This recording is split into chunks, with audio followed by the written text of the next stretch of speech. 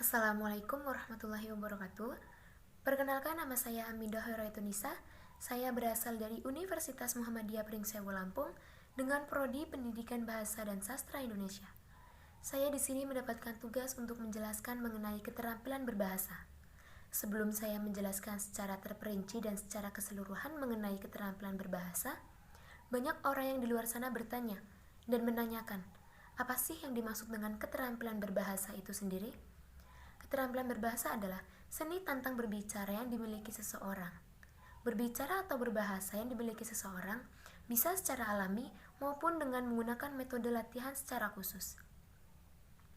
Dalam keterampilan berbahasa memiliki 4 aspek.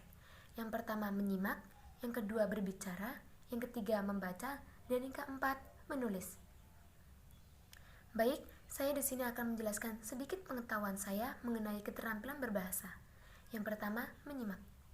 Menyimak adalah suatu proses yang mencakup kegiatan mendengarkan bahasa lisan dengan secara sungguh-sungguh, penuh perhatian, dan pemahaman.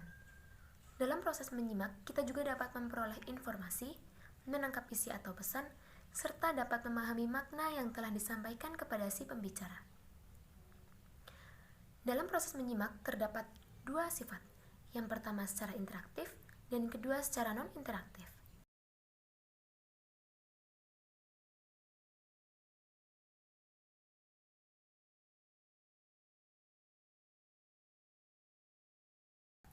Menyimak secara interaktif adalah jika antara pembicara dan penyimak terjalin komunikasi dengan interaktif atau secara langsung, yang dimana kita sering menyebutnya dengan secara tatap muka. Sedangkan menyimak secara non-interaktif adalah si penyimak cukup mendengarkan saja apa yang telah disampaikan kepada si pembicara.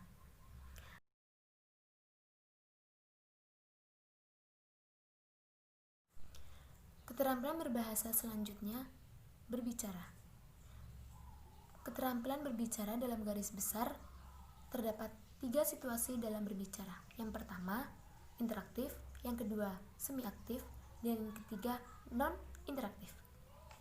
Situasi berbicara secara interaktif, misalnya perbincangan secara tatap muka dan juga bisa melalui via telepon, yang memungkinkan kita untuk meminta klarifikasi dan meminta kepada si pembicara untuk mengulang kembali kata yang telah disampaikan pada sebelumnya. Situasi berbicara secara semi-aktif misalnya berpidato di hadapan umum dengan secara langsung.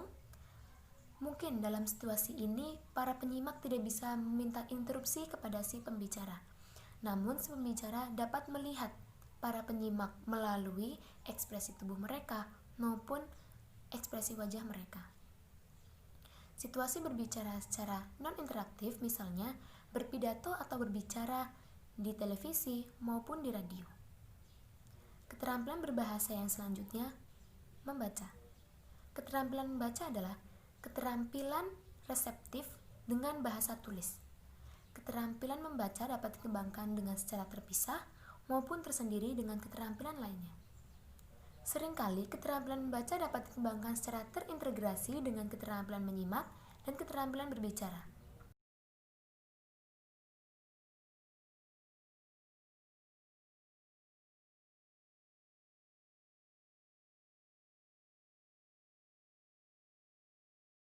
Dalam keterampilan berbahasa ada beberapa hal yang harus dimiliki pada si pembaca. Yang pertama, mengenal sistem tulisan yang digunakan. Yang kedua, mengenal kosakata. Yang ketiga, menentukan kata kunci yang mengidentifikasikan topik dan gagasan pokok utama. Dan yang keempat, menentukan makna di setiap kata. Keterampilan berbahasa yang selanjutnya atau yang terakhir, menulis. Keterampilan menulis adalah keterampilan produktif dengan menggunakan tulisan. Keterampilan menulis sering dikatakan sebagai keterampilan berbahasa yang paling sulit atau paling rumit di antara keterampilan berbahasa lainnya.